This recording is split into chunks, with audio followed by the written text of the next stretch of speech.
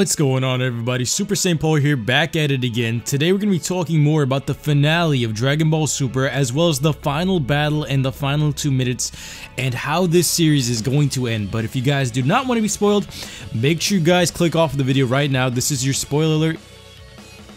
Make sure you guys get out of here if you guys do not want to see that. But if you guys can, smash that like button for me, subscribe, as well as turn on notifications before we dive further into what's going to be going down in these last few minutes, as well as some thoughts and predictions and analogies that we're going to draw here for you guys with the final things being revealed here. So, with the Dragon Ball Super Tournament of Power, we only have 2 minutes left, and we're up to Dragon Ball Super episode 129 at the time of this recording. It's going to be airing in about a week, so that's the next episode, Dragon Ball Super 129, and a ton of spoilers have been leaked and revealed, because we do know for a fact that Goku's going to be ascending to the mastered form of Ultra Instinct, and it resembles Super Saiyan White, or the concept of Super Saiyan White, from what was planned originally earlier in Dragon Ball Super with the Goku Black Arc. Now, the fact of the matter here is that Goku actually needs to go even further beyond with Ultra Instinct, further than we possibly thought, because of the fact that it's going to look like an entirely new form. What we originally thought, most of us, because none of us knew that there was going to be a white-haired form up until this point, and we thought he was just going to lock the attack part of Ultra Instinct and stuff like that. I think it's even more than that.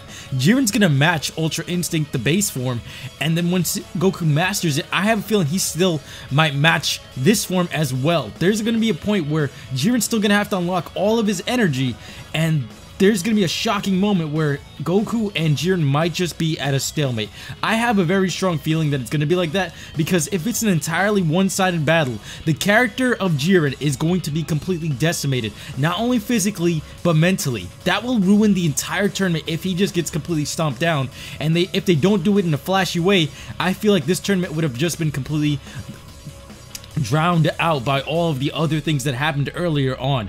We saw how rush characters such as Toppo could really underutilize the hype wagon that was put behind it, and there's still one more hype wagon in the ring who I think he's potentially been the one that's been in the ring for a reason, and if he's not used for this reason, that is yet another ass pull that hasn't been used, and he's been used for no reason whatsoever. Tell me what you guys think. Frieza's still sitting in this ring.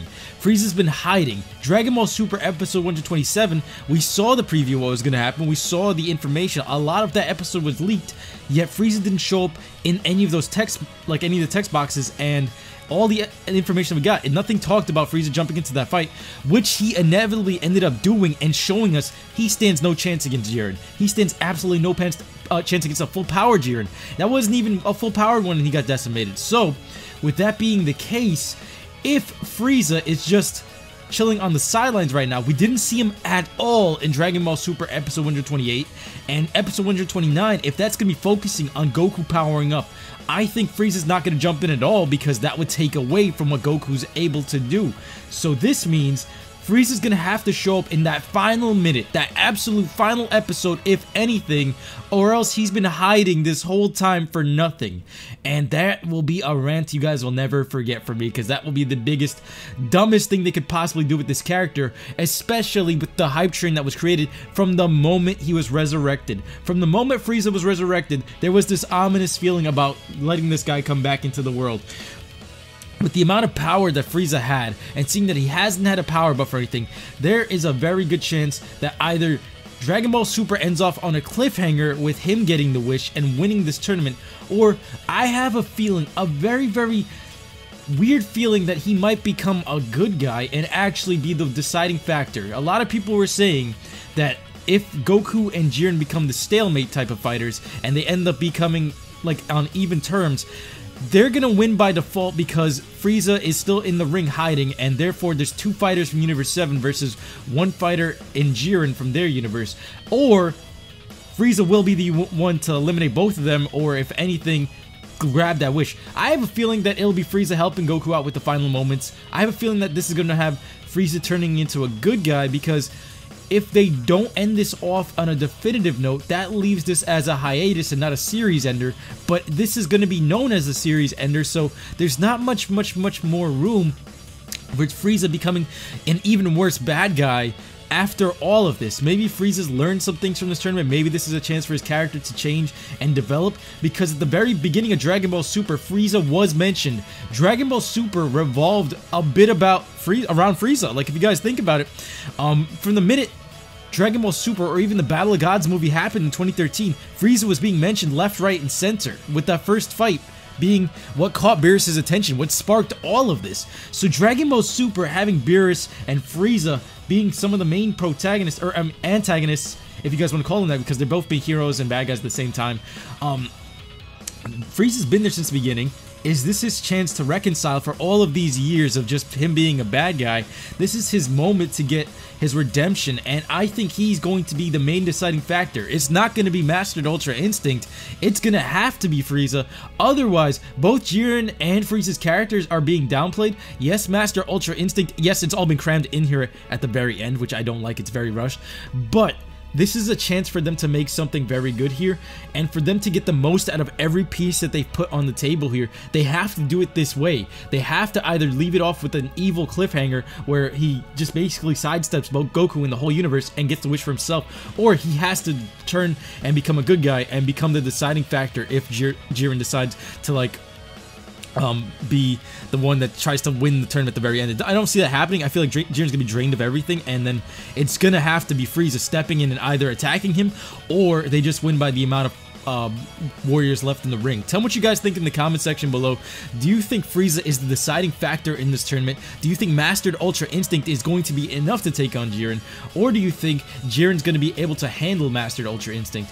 What we've seen so far from screenshots of Dragon Ball Super Episode 129 is that Jiren is going to match Ultra Instinct at the very least base form. There's going to be a moment where he's going to try and blast Goku in retaliation to Goku jumping up in the air and launching a Kamehameha.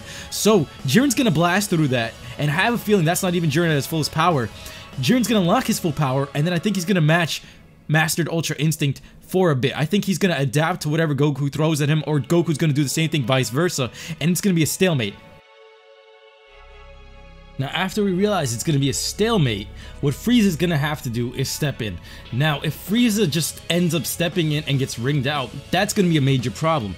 The thing that brings everything into question here is that we still don't have spoilers for Dragon Ball Super Episode 130 just yet. But with all the pieces on the table, you have to be able to put them together. There's only so many things that you can do with the characters given on screen, with the events that are taking place right now, and what they can potentially do within the Dragon Ball realm. There's only 2 minutes left, so the possibilities have to be guessable. And for them to get something completely out of nowhere they would have to break some of the rules, and I don't think that would be happening here. So Frieza has to step in. I don't see Frieza just getting one-hitted and eliminated. He can't just jump in and get eliminated. He has to do something noteworthy, and he has to do something that will change the game forever at the very end here. They have to make it a momentous occasion. They have to make it memorable, and what better way to do it than rather than having Frieza betray them or become a good guy? It's either way, and I feel like once they reveal that episode title, it's gonna be given here. So tell me what you guys think.